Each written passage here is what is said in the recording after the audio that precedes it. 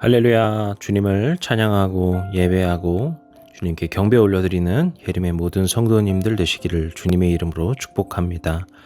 7월 14일 금요일 아침 예배를 주님께 드리겠습니다. 우리 다 함께 조용한 기도 드리시겠습니다. 은혜와 사랑의 아버지 하나님, 주님을 예배하게 하심에, 주님께 경배를 올리러 이 예배 자리에 나올 수 있게 하심에 감사드립니다. 주님만을 예배할 수 있도록 우리의 마음을 주님 안에서 정결케 하여 주시고 새롭게 하여 주시옵소서. 그리고 주님께서 주신 말씀과 이 예배의 모든 시간들을 통하여서 오직 우리가 주님의 자녀됨을 기억하고 묵상하고 그렇게 주님께 깊이 나아갈 수 있는 예배 자리가 될 수 있도록 주님 축복하여 주시옵소서. 이 모든 시간을 주님께 맡겨드리길 원하오며 모든 말씀 예수님의 이름으로 기도드렸습니다. 아멘. 오늘 우리가 고백할 시편의 찬양은 시편 149편 1절에서 2절까지의 말씀입니다. 할렐루야, 새 노래로 여호와께 노래하며 성도의 모임 가운데에서 찬양할 지어다. 이스라엘은 자기를 지으신 이로 말미암아 즐거워하며 시온의 주민은 그들의 왕으로 말미암아 즐거워할지어다. 아멘. 오늘 우리에게 주시는 하나님의 말씀 함께 보겠습니다. 오늘의 말씀은 예레미야서 4장 19절에서 31절까지의 말씀입니다. 슬프고 아프다. 내 마음속이 아프고 내 마음이 답답하여 잠잠할 수 없으니 이는 나의 심령이 나팔소리와 전쟁의 경보를 들음이로다. 패망에 연속하여 온 땅이 탈취를 당하니 나의 장막과 휘장은 갑자기 파멸되도다. 내가 저 깃발을 보며 나팔소리 듣기를 어느 때까지 할꼬. 내 백성은 나를 알지 못하는 어리석은 자요 지각이 없는 미련한 자식이라. 악을 행하기에는 지각이 있으나 선을 행하기에는 무지하도다. 보라, 내가 땅을 본즉 혼돈하고 공허하며 하늘에는 빛이 없으며 내가 산들을 본즉 다 진동하며 작은 산들도 요동하며 내가 본즉 사람이 없으며 공중의 새가 다 날아갔으며 보라, 내가 본즉 좋은 땅이 황무지가 되었으며 그 모든 성읍이 여호와 앞 그의 맹렬한 진노 앞에 무너졌으니 여호와께서 이와 같이 말씀하시길 이 온 땅이 황폐할 것이나 내가 진멸하지는 아니할 것이며 이로 말미암아 땅이 슬퍼할 것이며 위에 하늘이 어두울 것이라. 내가 이미 말하였으며 작정하였고 후회하지 아니하였은즉 또한 거기서 돌이키지 아니하리라 하셨음이로다.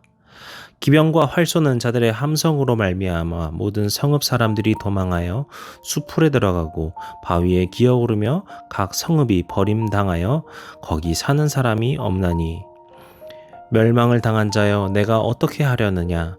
내가 붉은 옷을 입고 금장식으로 단장하고 눈을 그려 꾸밀지라도 내가 화장한 것이 헛된 일이라. 연인들이 너를 멸시하여 내 생명을 찾느니라. 내가 소리를 들은 적 여호와의 여인의 해산하는 소리 같고 초산하는 자의 고통하는 소리 같으니 이는 시온의 딸의 소리라. 그가 헐떡이며 그의 손을 펴고 이르기를 내게 화가 있도다. 죽이는 자로 말미암아 나의 심령이 피곤하도다 하는도다. 아멘. 오늘 우리는 예레미야서 4장 19절부터 4장의 마지막까지의 말씀을 함께 나누고자 합니다. 오늘 말씀을 시작하기에 앞서 이런 질문을 여러분에게 던지고 싶습니다. 우리 성도님들께서는 슬픈 일이 있을 때, 그런 어려움을 혹시 당할 때가 기억이 나시는지요? 그럴 때 여러분은 어떻게 반응하셨습니까? 어느 곳에 들어가서 엉엉 우는 시간을 보내셨습니까? 아니면 친구들에게 이야기하며 하소연을 하셨습니까? 아니면 답답해서 산에 올라가서 아무도 없는 곳에서 소리를 지르면서 그 슬픔을 먹으셔야 했습니까? 아니면 그저 방 안에 홀로 멍하니 있으셨습니까? 갑자기 이런 슬픔에 대한 이야기를 하는 이유가 있는데요. 오늘 본문의 시작이 바로 슬프고 아프다라는 말로 시작하기 때문입니다. 우리는 이 점에서 분명히 알 수 있는 것이 있죠. 지금 예레미야가 너무나도 슬퍼하고 심지어 아파하고 있다라는 것입니다. 사실 이 슬프고 아프다라고 하는 표현은 원문으로 완전히 보게 되면은 내 창자여 내 창자여 라고 하는 부르짖음의 소리입니다. 우리가 정말 화가 나거나 너무 속상하거나 아니면 너무나도 슬픔이 있을 때 정말 속이 뒤집어져 버리는 것 같다, 이렇게 표현할 때가 있죠. 지금 예레미야의 마음이 그렇다라는 것입니다. 마치 창자가 끊어지는 것과 같이 자신의 지금 슬픔이라는 것이 그저 감정적인 변화로 인해 슬픈 것이 아니라 육체가 쥐어짜지고 고통당하는 것과 같은 그런 슬픔 가운데 있노라고 그가 고백하고 있는 것이죠. 바로 이어지는 내 마음속이 아프다라는 말에서도 그의 슬픔의 강도가, 그 아픔이 어떠한지를 우리가 짐작해 보게 되는데요. 여기서 이 아프다라는 말은 그냥 어디 꼬집혀서 아프거나 어디가 좀 다쳐서 아픈 그런 정도의 아픔이 아니라 해산의 고통에서 나오는 그런 아픔을 말을 합니다. 이처럼 예레미야는 지금 자신의 슬픔이 육체적 고통까지 느끼는 정도로 심각하게 슬퍼하고 있음을 이야기하면서 자신의 마음을 탄식하며 토로하고 있는 것이죠. 그렇다면 예레미야는 왜 슬퍼하는 것일까요? 19절 뒷부분부터 20절까지 해서 볼 수 있는 것은 바로 나라의 패망임을 알 수 있습니다. 19절 뒷부분을 보시게 되면은 나팔 소리와 전쟁의 경보가 들린다라고 하죠. 이것은 계속되는 전쟁으로 인하여서 그들이 고통당하고 있음에 대해서 말하는 것입니다. 이 나팔 소리라는 것은 솔직히 우리나라에서는 그럴 일이 없지만 미국으로 보면은 무슨 총소리가 들리는 것과 같을 겁니다. 계속되는 총소리가 들리면 얼마나 무서울까요? 이 나팔 소리가 바로 그런 소리였습니다. 이 나팔 소리가 들린다는 것은 어떤 노래가 들린다는 것이 아니라 전쟁이 일어나고 있구나, 누군가가 죽고 죽이는 싸움을 하고 있구나, 우리가 전쟁으로 이기게 될까 지게 될까 두려워하면서 우리는 기다리는 수밖에 없구나라고 하는 그런 두려운 순간이 바로 이 순간인 것이죠. 20절에도 보시면은요, 패망에 패망을 당하고 온 땅이 탈취를 당한다라고 표현을 하고 있죠. 이 점에서 우리가 알 수 있는 점이 또 하나 있습니다. 여기서 지금 남유다에 일어나는 전쟁은 그들이 어딘가를 쳐들어가서 승리를 위해 싸우거나 아니면 정복을 위해서 아니면 항복시키기 위해서 싸우는 그런 전쟁이 아니라 자신의 나라에서 방어를 하는 전쟁이고, 그렇게 방어를 거듭하면서 패배하여서 그 우리의 고향 땅이, 우리의 나라가, 그 영토가 유린당하고 있는 상황을 겪고 있는 것이죠. 이처럼 예레미야가 탄식하고 슬퍼하고 아파하고 있는 데에는 자신의 나라가 위기에 처하여 있고 위기뿐만이 아니라 이제 실질적인 아픔과 어려움 속에 있음을 그가 알고 그것에 슬퍼하고 있는 것입니다. 23절부터 26절까지에 이르는 내용에서도 마찬가지입니다.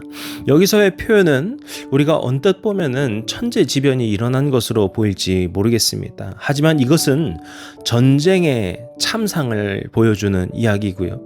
정확하게 말하자면 앞서 이야기한 것처럼 그냥 전쟁으로 싸우고 있는 것만이 아니라 전쟁으로 유다가 패배하고 있는 패배의 상황을 말하고 있는 것입니다. 그래야 해서 땅이 흔들리고 하늘에 빛이 없고 산이 진동하고 요동하고 공중의 새가 날아가고 하는 이러한 모든 상황들은 전쟁으로 인하여서 황폐화되고 전쟁으로 인하여서 고통당하고 있고 전쟁 중에 흔들리고 진동하고 있는 그 상황을 보여주고 있는 것이죠. 마찬가지로 29절과 마지막인 31절도 마찬가지입니다. 특별히 31절 마지막을 보시게 되면은 그가 헐떡인다 라는 표현이 나오죠. 이 헐떡인다 라고 하는 것은 숨이 다하여서 가빠오고 있는 그런 상태를 말합니다. 죽어가면서 숨을 헐떡이는 그런 모습인 것이죠. 그리고 마지막 구절에 보시면은 죽이는 자로 말미암아 나의 심령이 피곤하도다라고 하는데요. 이 심령이 피곤하다라는 말도 마찬가지입니다. 이것은 그냥 뭔가 힘든 일이 있다, 마음이 무겁다 이런 것이 아니라 나의 생명이 이제 다해가고 있다라는 표현을 이렇게 하고 있는 것입니다. 결국 우리가 오늘 말씀을 통하여서 계속해서 이야기되고 보게 되는 것은 무엇입니까? 남유다의 전쟁이 일어날 것이고 지금 일어나고 있으며 그 전쟁 가운데에서 패배를 겪고 있고 그로 인하여서 이제 점차 남유다의 죽음의 그늘이 드리우고 있음을, 그 죽음에 가까우고 있음을 예언하고 있는 것이죠. 실제로 우리가 이 성경의 역사에서 보게 되면은 남유다는 결국 바벨론에 의해서 압박을 당하기 시작하고요. 결국 바벨론에 의해서 멸망하고 말죠. 이러한 상황에 안타까워하고 슬퍼하고 탄식하고 있는 사람이 바로 예레미야인 것입니다. 그런데 우리가 이 탄식하는 예레미야를 바라보는 것뿐만이 아니라 우리가 중요하게 생각해 볼 부분이 또 하나 있는데요. 바로 이러한 탄식이 예레미야뿐만 아니라 하나님도 마찬가지라는 것입니다. 우리가 사실 성경을 보면 알 수 있듯이 지금 이것은 하나님의 심판입니다. 그리고 하나님의 심판이 유다에게 임한 것이거든요. 그렇게 보게 되면은 하나님께서는 인과 응보다 너가 지금 잘못했기 때문이다라고 그들은 그저 혼내실 것 같고 손가락질 하실 것 같지만 하나님께서는 그렇게 바라보시지 않고 결국에 이런 상황에까지 치닫게 된 남유다를 바라보시면서 슬퍼하시고 탄식하고 계심을 볼 수 있는 것입니다. 그것을 우리가 볼 수 있는 것이 22절 말씀입니다. 22절 말씀을 보게 되면은 마치 어떤 잘잘못을 따지는 것처럼 보이지만 이 문장의 표현들은 탄식과 토로를 표현하는 문장입니다. 앞서 예레미야가 슬퍼하고 아파하며 탄식하고 있었던 것처럼 하나님께서도 그와 같은 아니면 정말 그보다도 더 큰 상상할 수도 없는 큰 슬픔과 아픔의 마음을 가지고서 지금 남유다를 바라보고 계신다는 것을 우리에게 이야기하는 것이죠. 그리고 하나님께서는 무엇에 대해서 슬퍼하고 탄식하고 계십니까? 내 백성이 나를 알지 못하였노라. 그리고 그들은 선을 행하기에 무지하였노라. 이렇게 이야기하고 있습니다. 그런데 사실 이 두 문장은요, 서로 이어져 있는 문장입니다. 백성이 하나님을 알게 된다라는 것은 결국에는 그들의 삶 가운데, 모습 가운데 선을 행하게 된다는 것이고요. 반대로 지금 백성들이 하나님을 모르고 있기 때문에 그들에게는 선을 알지도 못하며 선을 행할 능력도 없게 되었다라는 것이죠. 그래서 그들은 선을 행하지 않고 살아가고 있는 것이고 그들이 선을 행하지 않는다라는 것은 결국 하나님의 백성된 모습을 잃어버린 유다인 것이죠. 우리는 참 이 점에서 안타까움을 느끼게 됩니다. 이렇게까지 무너져 버린 유다를 바라보시며 하나님께서 얼마나 슬퍼하고 계실까요? 또 하나님의 마음 가운데서는 얼마나 아파하는 마음으로 그들을 바라보고 계셨겠습니까? 어떻게 보면 이제 소망 없는 이스라엘, 유다의 모습이 아닌가라고 생각하기 쉽죠. 하지만 우리가 오늘 본문 가운데서 볼 수 있는 또 하나의 중요한 메시지가 있는데요. 이러한 하나님의 징계와 심판은 우리의 끝을 이야기하는 것이 아니라 다시금 회개해야 했을 때 하나님의 구원과 회복이 있다라는 것을 우리에게 보여주고 있습니다. 우리 한번 27절 말씀은 보시면서 같이 읽어보시면 좋겠습니다. 여호와께서 이와 같이 말씀하시길 이 온 땅이 황폐할 것이다. 내가 진멸하지는 아니할 것이며. 아멘. 여기서 한 가지 분명히 해야 할 것은 이것은 당연히 하나님께서 징계가 없다라고 하신 것이 아닙니다. 앞서 본 것처럼 지금 이런 죄악된 모습으로 살아가는 유다에게 결국 전쟁과 패배라고 하는 하나님의 심판이 임할 것입니다. 하지만 하나님께서는 그들을 완전히 진멸하여서 없애버리겠노라고 그렇게 말씀하지 않으십니다. 내가 그들을 진멸하지 않을 것이다. 그들이 다시금 하나님 앞으로 돌아왔을 때, 그들이 나의 백성으로서 내 앞에 돌아오게 되었을 때, 그들은 과거부터 끊임없이 배신하였고 그 죄의 수렁에 빠지고 그 유혹에 넘어지고 말았지만, 그럼에도 불구하고 내가 용서하겠노라고 하나님께서 그들에게 다시금 말씀하고 약속하고 계신 것이죠. 오늘 저와 여러분이 기억해야 할 것도 바로 이러한 묵상인 줄로 믿습니다. 우리가 먼저 기억해야 될 것은 무엇일까요? 하나님께서는요, 우리의 심판자가 되시지만 또한 우리의 모습을 누구보다도 아파하고 계시고 긍휼한 마음으로 지켜보고 계시는 주님이시라는 겁니다. 그리하여서 주님께서는 우리에게 끊임없이 간구하고 계십니다. 바라고 계십니다. 너희들이 나에게로 돌아와야 된다. 그리고 나에 대해서 알아서 너희들이 그 선을 행하며 살아야 할 것이다. 바로 하나님의 모습을 닮으며 살아가는 것이 우리 주님의 자녀의, 제자의, 백성의 모습임을 하나님께서 우리에게 약속하고 계시는 것입니다. 이 시간 우리 해림의 모든 성도님들께서도 이러한 고백과 결단이 있으시기를 축복합니다. 그래서 주님, 저에게도 오직 주님을 닮아가는 믿음을 허락하여 주시옵소서. 이러한 고백이 있으시기를 축복합니다. 그리고 또 하나 중요한 것이 무엇입니까? 우리는 주님의 소망을 바라봐야 합니다. 주님, 지금 저의 모습은 너무나도 부끄럽습니다. 주님 앞에 옳지 못함을 우리가 겸허히 고백합니다. 하지만 주님, 우리가 믿는 것은 그럼에도 불구하고 우리를 진멸하지 않으시고 다시금 긍휼의 눈으로 바라봐 주시는 주님을 믿는 것입니다. 그렇게 우리가 주님을 믿으며 나아갈 때, 그렇게 주님을 소망하며 살아갈 때, 주님만을 바라보며 살아갈 때 우리 주님께서는 다시금 우리를 구원해 주실 것입니다. 우리의 회개 가운데에서 주님의 소망의 빛을 보게 될 것입니다.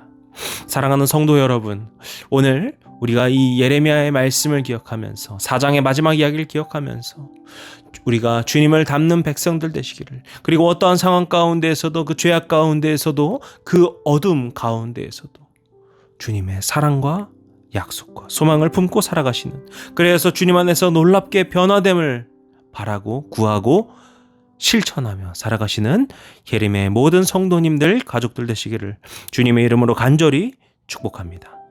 기도하시겠습니다. 우리를 사랑으로 안아주시고 품어주시고 새롭게 하여 주시는 아버지 하나님, 오늘 우리가 이 예레미야의 탄식, 그리고 그러한 이스라엘과 예레미야를 바라보시며 누구보다도 슬퍼하고 계시는 주님의 탄식을 보고 있습니다. 그리고 주님, 유다의 죄악된 모습도 또한 우리가 묵상합니다. 주님, 우리가 그러한 삶을 살지 않도록 도와주시옵소서. 우리의 삶 가운데 오직 주님을 더욱더 알게 하여 주시고 주님을 더욱더 닮는 믿음이 되게 하여 주시옵소서. 그리고 주님, 우리가 또 하나 구하건대 오직 그렇게 주님을 닮는 모습으로 살 수 있도록 우리를 회개케 하여 주시고 우리를 새롭게 하여 주시고 주님의 길로 인도하여 주시옵소서. 오늘 우리의 하루하루의 삶 가운데에서도 오직 그런 주님의 모습만을 담고 주님만을 따르는 제자된 모습, 자녀된 모습 되기를 원합니다. 그렇게 우리를 주님께서 거룩하게, 정결하게 주의 백성으로 세워 주시옵소서. 우리의 삶 가운데 늘 항상 함께 하시고 붙들어 주시고 능력 입혀 주시는 우리의 소망 되신 우리 주 예수 그리스도의 이름으로 기도드렸습니다. 아멘. 이제 우리 주기도문 함께 들으시고 오늘 예배를 마치도록 하겠습니다. 하늘에 계신 우리 아버지여, 이름이 거룩히 여김을 받으시오며 나라의 임하옵시며 뜻이 하늘에서 이룬 것 같이 땅에서도 이루어지이다. 오늘날 우리에게 일용할 양식을 주옵시고 우리가 우리에게 죄진 자를 사하여 준 것 같이 우리 죄를 사하여 주옵시고 우리를 시험에 들게 하지 마옵시고 다만 악에서 구하옵소서. 나라와 권세와 영광이 아버지께 영원히 있사옵나이다. 아멘.